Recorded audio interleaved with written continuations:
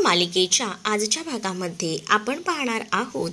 आता अक्षयने ठरवलेलं असतं की रमाला या घरात बिलकुलही थारा द्यायचा नाही, कारण रमा वाटेल ते बोललेली असते। आणि आता रमानेही सांगितलेलं असतं की मी माझ्या मुलीची कस्टडी घेतल्याशिवाय शांत बसणार नाही, कारण मला माझी मुलगी जास्त इम्पॉर्टंट आहे असं देखील तिनं आता म्हटलेलं असतं। आणि जेव्हा ती हे सगळं काही बोलते ना, तेव्हा मात्र अक्षय तिला म्हणतो की तुला काही करायचंय ते कर, पण तुला आता मी एकही शब्द माझ्या आत्याच्या विरोधात बोलू देणार नाही। देखील रागारागात अक्षय बोलत असतो आणि त्यावर मात्र आता रमा म्हणत असते की मला सुद्धा बघायचं आहे की किती दिवस तुम्ही ते आत्याची बाजू घेऊन बसणार आहात, कारण आहे ना माझ्या मुलीचे हक्क अधिकार मी मिळाल्याशिवाय शांत बसणार नाहीये असं देखील आता ती सांगू लागते। आणि त्याच वेळेला आता अक्षयही तिला म्हणतो की तुला जे काही करायचे ते कर, पण आता तुला माझ्या घरात बिलकुलही राहू देणार नाही। आणि असं बोलून तिला घराबाहेर काढतो आणि दार लावून घेतो। त्याच वेळेला आता रमा जेव्हा बाहेर पडते ना, तेव्हा रमाला तो प्रसंग आठवतो। तर आता अक्षय आणि त्याचसोबत रमाने हे प्लॅनिंग मुद्दामून केलेलं होतं धडा शिकवण्यासाठी। काही झालं तरी सुद्धा आता या इरावतीला धडा शिकवायचा हे तर रमाने ठरवलेलं असतं। आणि म्हणूनच रमा आता पूर्णपणे प्लॅनिंग करून रमा अक्षयची मदत मागू लागते। अक्षय म्हणत असतो की मला वर रुंदेव जरी येऊन सांगितलं ना की तुझी इरावती आत्या अशी आहे, तर मी त्या सगळ्या गोष्टींवर विश्वास ठेवणार नाही, कारण मला माहिती आहे ना की माझी इरावती आत्या किती चांगली आहे ते, कारण आतापर्यंत इरावती आत्यानेच तर आम्हा सगळ्यांना सांभाळलं आहे या 7 वर्षामध्ये। तर दुसरीकडे मात्र रमा म्हणत असते की तुमचं जरा जरी माझ्यावर या आधी प्रेम होतं ना, तर तेच मी सांगते ते प्रेम लक्षात ठेवूनच मी तुम्हाला एक गोष्ट सांगते, एवढं तर माझं करा ना, म्हणजे एकदा तरी माझ्यावर विश्वास ठेवा।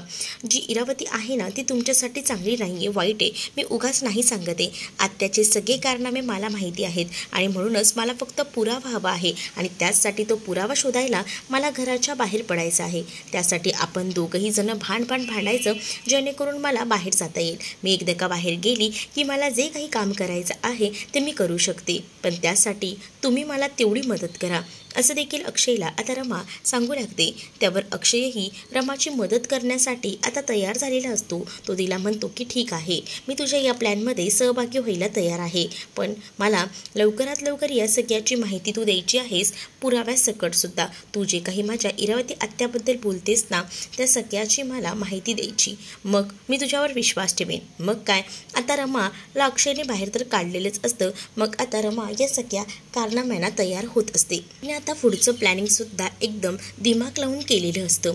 तर आता रमा ठरवते आता काही झालं तरी या इरावतीला आपण सोडायचं नाही, या इरावतीचं भांडाफोड करायचं असं देखील तिनं आता ठरवलेलं असतं। आणि त्याचसाठी ती पूर्ण तयारीनिशी कामाला सुद्धा लागलेली असते।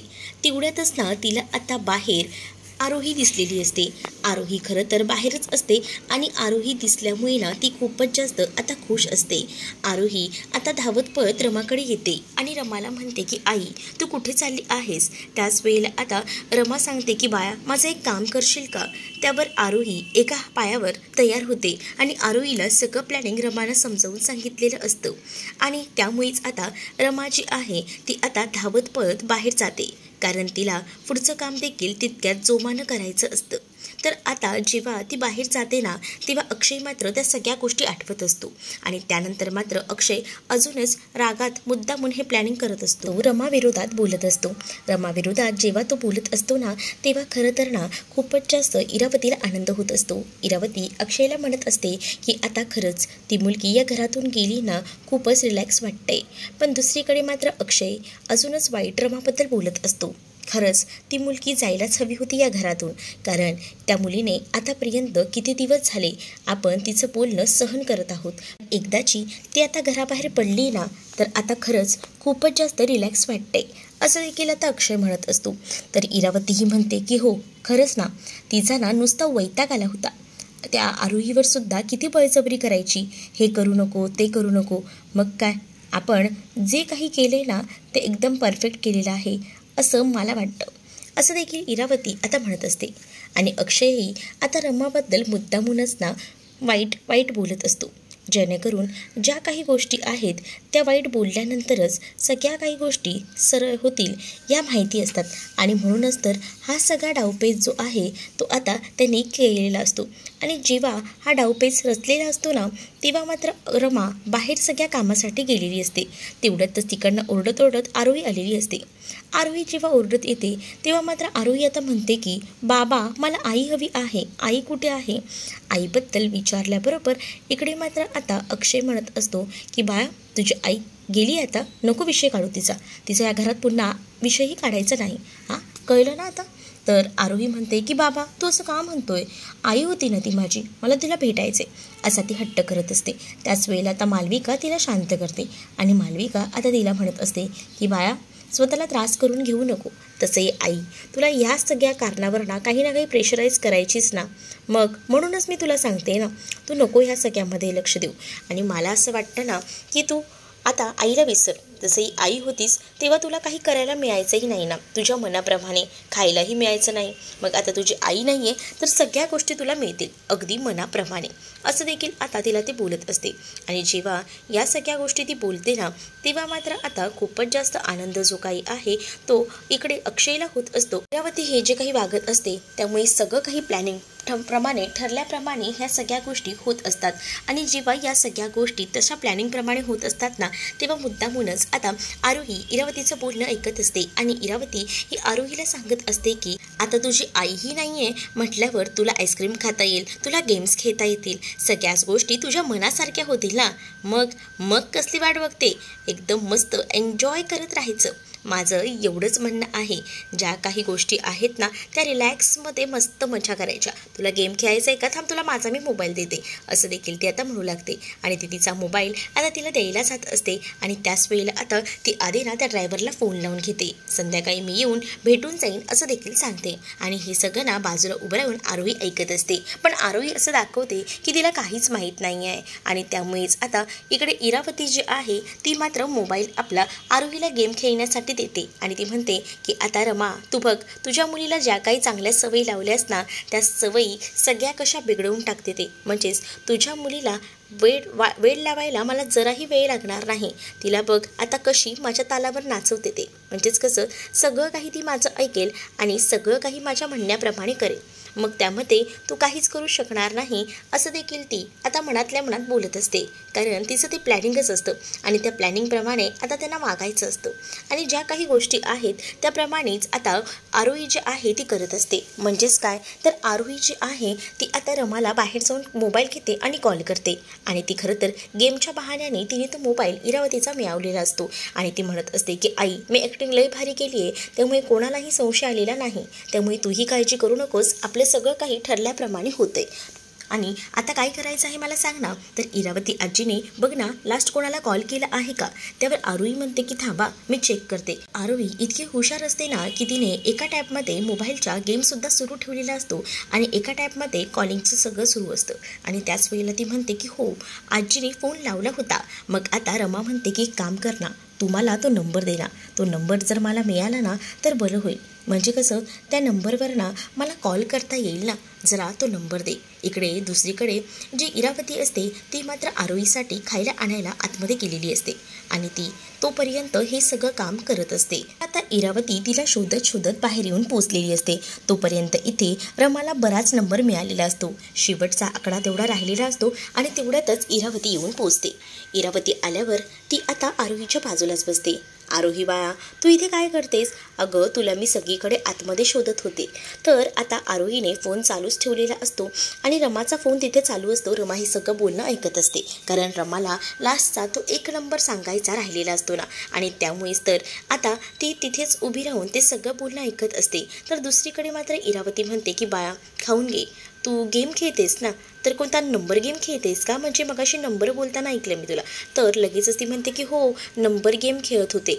आणि ते खरं तर नंबर गेममध्ये ना तो जो काही नंबर आहे लास्टचा 4 डिजिट जो नंबर आहे तो सुद्धा ती आता त्या गेममध्येच लगेच सांगू लागते. आणि जेव्हा तो गेममधला नंबर इथे मात्र रमाला भेटतो तेव्हा रमा ही खुश होते आणि रमा विचार करते की फायनली माझ्या आरूने एकदम चोख काम केलेलं आहे. आणि त्याच वेळेला आता इकडे इरावती चाललेली असते, पण इरावती जाताना ती पुन्हा एकदा मागे येते आणि ती आता विचारू लागते, अगं बाळा, माझ्या फोनवर कोणाचा फोन आला होता का? त्याबरोबर तोपर्यंत तिथं रमाने फोन ठेवलेला असतो आणि रमाने फोन ठेवल्याबरोबर इरावती जोपर्यंत आरोहीकडे येत नाही तोपर्यंत तो नंबर जो आहे तो आता डिलीट करायचं काम हे आरोहीनं केलेलं असतं. आरोही तो नंबर डिलीट करते आणि आरोही जेव्हा तो नंबर डिलीट करते तेवढ्यातच इरावती तिथे पोहोचते आणि इरावती म्हणते की नाही, कोणाचा कॉल आला नव्हता, बस तोपर्यंत गेम खेळ, मी आली हां, असं बोलून आता इरावती तिकडनं जाते. जे काही आता हवं होतं, जे काही साध्य करायचं होतं ते तर आरोहीने केलेलं होतं. म्हणजेच तो नंबर मिळवायचा होता आणि आता तो नंबर त्यांच्या हातात आलेला होता आणि त्यामुळेच आता खूपच जास्त आनंद हा इथे रमाला होत असतो, कारण रमाची कामगिरी आरोहीनं एकदम चोखपणे केलेली असते. दुसरीकडे आता अण्णासाहेब हे पुन्हा एकदा घरी आलेले असतात आणि जेव्हा अण्णासाहेब घरी येतात ना तेव्हा मात्र ते रमाबद्दल चौकशी करत असतात. पण आता साईला काय उत्तर द्यावे हे कळत नसतं, कारण साई या गोष्टी तर सांगू शकत नव्हता ना की ती अक्षयकडे गेली आहे. त्यामुळे आता साईलाही टेन्शन येतं. साई कसा बसा आता अण्णांना समजवायचा प्रयत्न करत असतो, पण अण्णा काही ऐकायला तयार नसतात. अण्णा सरळ सांगतात की मला तू उगाच काही कारण देऊ नकोस, इतके दिवस झाला तिचं काहीच कॉन्टॅक्टही नाही आहे आणि त्यामुळेच ना मला टेन्शन आलं आहे. काय चाललं आहे का या मुलीचं? म्हणजे ना ज्या काही गोष्टी करते ना त्या नीट सांगतही नाही आहे. आपण इथे नव्हतो, 2 दिवस तिने फोनही केला नाही. त्यावर आता साई समजावतो आणि म्हणत असतो की मला असं वाटतं ना ती नक्कीच क्लासरूममध्ये असेल. मग आता अण्णा म्हणतात की तुला काय वाटतं मी सगळीकडे तिला शोधलं नाही आहे का? मी सगळीकडे जाऊन तिला शोधलं आहे, पण ती कुठेही नाही आहे. नक्की कुठे गेली आहे ही मुलगी तुला माहिती आहे, पण तू सुद्धा ना बऱ्याच गोष्टी लपवायला लागल्यास. तुमच्या दोघांचं ना काय चालतं ना खरंच ना मला कधी कधी कळत नाही. असं सगळ्या काही गोष्टी ना चुकीच्या पद्धतीने करत जाऊ नका. साई आता काही सांगायला तयार नसतो, कारण साईला माहिती आहे जर तो काही गोष्टी सांगायला गेला तर अक्षयबद्दलची गोष्ट जेव्हा कळेल तेव्हा मात्र आता अण्णा काही ऐकणार नाहीत. अण्णांना खरं तर माहिती नाही आहे ना अक्षयचा म्हणजेच रमाचा नवरा अक्षय हा पुन्हा आलेला आहे. मग आता या सगळ्या गोष्टी जर त्यांना कळल्या तर त्यांना नक्कीच या गोष्टींचा त्रास होऊ शकतो आणि म्हणूनच तो या गोष्टी लपवायचा प्रयत्न करत असतो. तर त्याच वेळेला आता साई कसा तरी गप्प करत असतो. तेवढ्यातच एक पिऊन तिथे येतो आणि पिऊन जो आहे तो सगळं सामान वगैरे तिथे आणून ठेवतो. जेव्हा तो पिऊन या सगळ्या गोष्टी इथे आणून ठेवतो ना तेव्हा मात्र आता त्या पिऊनला तुला माहिती आहे का रे ती कुठे आहे ते? म्हणजे मला जरा सांग, तुला जर गोष्टी माहिती असतील ना तर त्या जरा बऱ्या पडतील. पण इथे मात्र तो पिऊन सांगतो की इतके दिवस झाले रमा मॅडम तर ऑफिसला सुद्धा आलेल्या नाही आहेत. मग काय रमा ऑफिसला सुद्धा आलेली नाही ही गोष्ट जेव्हा आता कळते ना तेव्हा मात्र आता अजूनच संताप जो आहे तो अण्णासाहेबांचा झालेला असतो. अण्णासाहेबांना आता कळतच नसतं की काय करावं. म्हणूनच आता अण्णासाहेब देखील खूपच जास्त टेन्शनमध्ये आलेले असतात. ते म्हणत असतात की ही मुलगी गेली कुठे? तर आता मुद्दामूनच ना जो साई असतो तो फोनवर बोलायचं नाटक करतो. म्हणजे आता तो असं दाखवत असतो की आता त्याला रमाचा फोन आला आहे आणि तो रमाला विचारत आहे की कुठे? तर रमा त्याला सांगते की हो येते, असं तो काहीचं खोटं खोटं बोलत असतो आणि ते सगळं काही तो आता इथे सांगू लागतो. आणि जेव्हा या सगळ्या गोष्टी तो आता सांगतो ना तेव्हा मात्र आता इकडे जे अण्णासाहेब आहेत ते म्हणत असतात तुला काय मी वेडा दिसतो का? हे केस काय माझे उन्हात राहून पिकलेत का? तुला काही कळत नाही आहे का? तुम्ही दोघंही जण मिळून मला खोटं सांगता येते, मला खरं खरं सांगते कुठे आहे. पण तरीसुद्धा साई काही गोष्टी सांगत नसतो. तर आता अण्णासाहेब म्हणतात की बघ तुम्ही जर मला काही गोष्टी सांगितल्या नाही ना तरीसुद्धा मी आज रमा जर आली नाही ना तर तिच्यापर्यंत पोचणारच आहे. तर दुसरीकडे मात्र आता साईही घाबरलेला असतो. साई लगेचच बाहेर पडतो आणि साई लगेच जाऊन याबद्दल रमाला विचारत असतो. रमा कॉल रिसीव्ह करते तर रमा म्हणते की बरं झालं साई तुम्ही कॉल केलात, माझं तुमच्याकडे इम्पॉर्टंट काम आहे. त्यावर मात्र साई आता रमाला म्हणत असतो की तुम्ही घरी कधी येणार आहे तेवढं मला सांगा, कारण आता अण्णांना खूप जास्त संशय आलेला आहे आणि अण्णा मला चाप विचारतात की ती कुठे गेली आहे. नाहीतर अण्णा तुम्हाला शोधत तिथपर्यंतही येतील. मग काय करायचं, खरंच आपल्याकडे पर्याय उरणार नाही असं देखील आता ते म्हणत असतो. तर आता ह्या सगळ्या गोष्टी तर त्यांनी सांगितलेल्या असतात. त्यावर मात्र आता मी आजच येणार आहे पण माझं एक काम आहे ते झाल्यावर मी लगेचच घरी येईन. अरे तुला माहिती आहे का पार्वती आजीला किडनॅप केलेलं आहे त्या इरावतीनं आणि त्या इरावतीचा जोपर्यंत मी काटा काढत नाही ना, मी पुरावे आणून दाखवत नाही ना तोपर्यंत मी शांत बसणार नाही. मला आता फक्त एक नंबर जो आहे मी तुला पाठवते तो नंबर त्याचं लोकेशन मला पाठव प्लीज. काही कर पण मला त्याचं लोकेशन मिळायला हवं, कारण पार्वती आजींना किडनॅप करून ठेवलंय. अगं एवढी मोठी गोष्ट मग तू माझ्यापासून का लपवलीस? याआधी मला ही गोष्ट का नाही सांगितलीस? त्यावर मात्र आता रमा सांगत असते की आता इतका प्रॉब्लेम सुरू आहे ना, तर त्या गोष्टी सांगायचं खरंच लक्षात नाही, पण मला ना आता मदतीची गरज आहे, प्लीज मला एवढी मदत कर, मी आज घरीच येणार आहे, असं देखील आता रमा जी आहे ती सांगू लागते. आणि जेव्हा रमा या सगळ्या गोष्टी सांगते ना, तेव्हा मात्र आता जो साई असतो तो म्हणत असतो की ठीक आहे, मी तुझी मदत करायला तयार आहे, तू काळजी करू नको, आपण ज्या पद्धतीने ठरवलं आहे अगदी तसंच करूया, मला तो नंबर पाठव, मी नक्कीच तुला नंबर स्ट्रेस करून पाठवतो, त्याचं लोकेशन काय आहे ते, असं देखील आता तो म्हणू लागतो.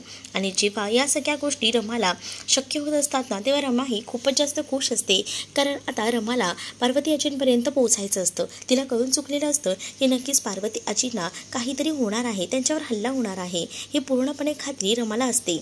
तर दुसरीकडे मात्र इरावतीला कुठेतरी संशय येत असतो. इरावती आता विचार करत असते की काहीतरी गडबड आहे, पण नक्की काय गडबड हे काही आता कळायला मार्ग नसतो. त्याच वेळेला आता तिच्या एक गोष्टही लक्षात आलेली असते आणि ती आता विचार करत असते आणि म्हणत असते की आरोही जी काही बोलत होती त्यामध्ये थोडंफार गडबड आहे. म्हणजेच आरोही जी आहे ती आता जेव्हा बोलत होती ना, तेव्हा मात्र आरोहीचं ते बोलणं, ते नंबर सांगणं, ते कुठेतरी आता तिला वेगळं वाटत असतं. आणि जेव्हा या सगळ्या गोष्टी ज्या आहे त्या वेगळ्या वाटतात ना, तेव्हा मात्र आता तिला ती गोष्ट देखील आठवते की अक्षय जेव्हा रमासोबत भांडत होता ते सुद्धा थोडं विचित्र वाटत होतं. म्हणजे सगळं काही घडवून आणलं आहे असा सगळा काही भास जो आहे तो होत होता, असं त्याला वाटत असतं. आणि त्यामुळे इरावती आता या सगळ्या गोष्टींचा विचार करत असते. तेवढ्यातच मालविका तिथं आलेली असते आणि मालविका जेव्हा तिथे येते तेव्हा इरावतीला म्हणते की काय झालं आहे, उलट आपल्याला पार्टी करायला पाहिजे, कारण रमा या घरातून गेली आणि अक्षय आणि रमाचं केवढं मोठं भांडण झालं पाहिलं ना तुम्ही, मग आता एवढं टेन्शन घ्यायचं काय आहे, असं देखील आता ती म्हणू लागते. आणि जेव्हा या सगळ्या गोष्टी ती म्हणते ना, तेव्हा मात्र आता इरावती ही आता विचार करत असते. पण मालविका तिला सांगते की बघा, आपल्याला खरं तर आता मजा करायला हवी आणि आपल्या मनाप्रमाणे सगळ्या काही गोष्टी घडतायत, मग तर झालं आहे ना. पण आता इरावती जो काही प्रकार घडला आहे त्याबद्दल आता मालविकाला सांगू लागते आणि ती म्हणते की मला ना संशय येतोय, या सगळ्या गोष्टी अशाच घडल्या आहेत, मला पूर्णपणे खात्री आहे, असं देखील ती आता म्हणत असते. आणि जेव्हा या सगळ्या गोष्टींबद्दल ती सांगू लागते ना, तेव्हा मात्र आता इरावती सांगते की नक्कीच मला संशय आहे की त्या आरोहीनं तो नंबर मिळवून दिला आहे, त्या ड्रायव्हरचा लास्टचा नंबर काय आहे, कारण तिच्या त्या बोलण्यावरनं मला वाटत होतं. मग आता मालविका आणि त्यासोबत इरावती मोबाईलमधला तो लास्टचा नंबर चेक करत असतात आणि तो नंबर नेमका काय आहे हे बघण्यासाठीच आता ते चाललेले असतात. आणि जेव्हा मोबाईलमधला नंबर ते चेक करतात तेव्हा लास्टचा डिजिट हा 4 नंबरच असतो. त्यामुळे आता इरावतीला खात्री पडते की हे सगळं काही मुद्दामूनच घडवून आणलेलं आहे, म्हणजेच रमा बाहेर गेली आहे, म्हणजे तिला आता काहीतरी कळलेलं आहे, तिच्या हाती क्लू लागला आहे आणि म्हणूनच तर ती अशी बाहेर गेली आहे. मग आता काय करायचं, आपलं काही खरं नाही हा विचार आता डोक्यात येत असतो. आणि म्हणूनच आता ती विचार करत असते की काहीतरी गडबड आहे, पण ते सगळं शोधायचं कसं. मग आता आपण एक काम करूया, तिकडनं त्या आई आजीला हलवायला हवं. म्हणूनच आता दोघी जणी लवकरात लवकर बाहेर पडायचं ठरवतात आणि कंटिन्यू त्या आता माणसाला कॉल करत असतात, कारण तो माणूस जो आहे म्हणजेच तो आता जो ड्रायव्हर आहे त्याला कॉल करायचा गरजेचं असतं, कारण त्याला जर आपण कॉल करू तेव्हाच तर आपल्याला ज्या काही गोष्टी आहेत त्या करता येणार आहेत. आणि म्हणूनच ती आता त्याचा कॉल करायचा ठरवते, पण तो काही कॉल रिसीव्ह करत नसतो. जेव्हा तो आता कॉल रिसीव्ह करत नसतो ना, तेव्हा मात्र आता खूपच जास्त भीती जी आहे ती आता इकडे असणाऱ्या मालविकाला वाटू लागलेली असते आणि त्यासोबत इरावतीला सुद्धा, कारण तो तर इकडं गाढ झोपलेला असतो, त्याला शुद्धही नसते, तो एकदम बेशुद्ध असतो. मग आता काय, तो इतका बेशुद्ध असताना झोपलेला असताना तिथे आता इरावती आणि त्याचसोबत मालविका पोचणार असतात, पण कंटिन्यू त्याला फोन करत असतात, पण तरीसुद्धा तो काही कॉल रिसीव्ह करत नसतो. मग आता भीती वाटत असते की हा माणूस नेमका गेलाय तरी कुठे, कारण हा माणूससुद्धा सापडायला हवा ना. मग आता कंटिन्यू त्यांचं कॉलिंग सुरूच असतं, पण आता ते कॉलिंग करूनसुद्धा काहीच तपास लागत नसतो. आणि त्यामुळेच आता भीती वाटायला लागलेली असते की कुठे गेला असेल, काय झालं असेल, ही अचानक भीती त्यांना आता वाटू लागलेली असते. तर दुसरीकडे मात्र आता तो त्याला जाग येते आणि तेव्हा ज्याला जाग येते तेव्हा तो ड्रायव्हर आपला मोबाईल पाहतो. जेव्हा तो आपला मोबाईल पाहतो तेव्हा मात्र आता त्याला टेन्शन आलेलं असतं आणि तो विचार करतो की काय, ह्यावर इतके फोन कोणी केले आहेत आणि का.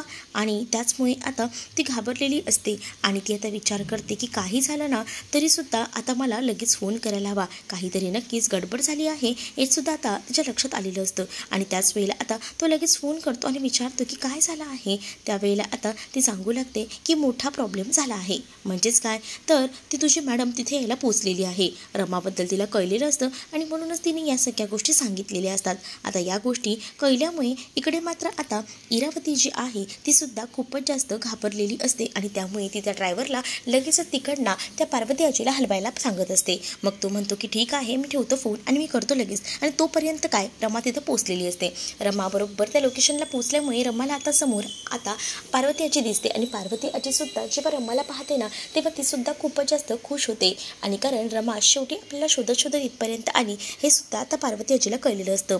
पण आता हा जो ड्रायव्हर आहे तो आता रमाला सुद्धा मारायला कमी करत नाही. मग आता रमाला या सगळ्या संकटातून साई वाचवेल का अक्षय वाचवेल हे पाहणं ते इंटरेस्टिंग असणार आहे. तुम्ही जर आपल्या चॅनलवर नवीन असाल तर चॅनलला नक्कीच सबस्क्राईब करा. त्याचसोबत व्हिडिओ आवडला असेल तर व्हिडिओला लाईक करायला विसरू नका. चला तर मग भेटूया पुढच्या भागामध्ये. तोपर्यंत टाटा बाय.